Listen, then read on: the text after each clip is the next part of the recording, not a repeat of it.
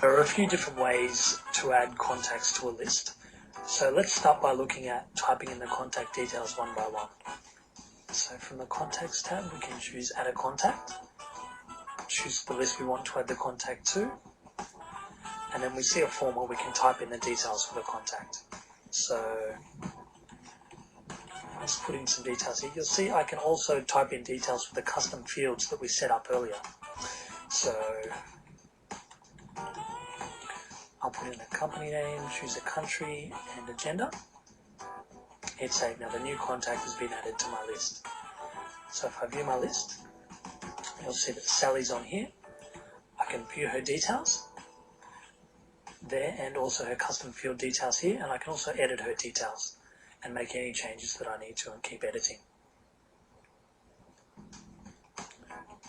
And I can just come back, keep adding contacts to my list one by typing in their details manually here if I'd like.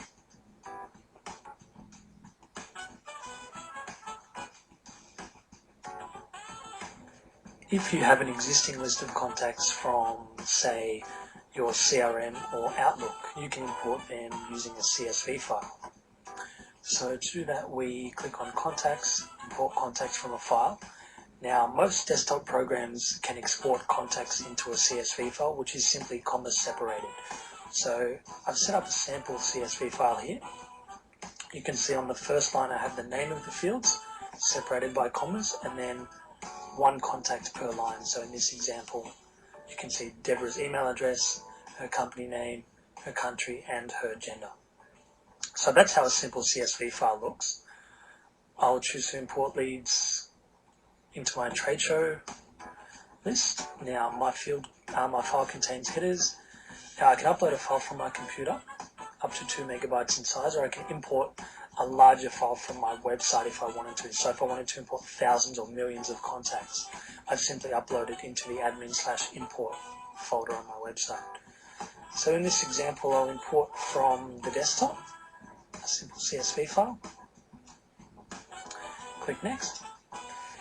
Now I can choose which import fields map into my contact list details in Email Marketer. So the import has automatically picked up that the headers match field names for my list.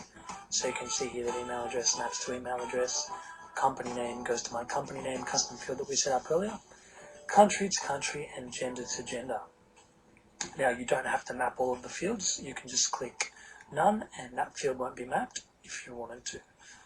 So the order of the fields in your import file doesn't really matter because you can specify which fields map to your custom fields and contact details on this step.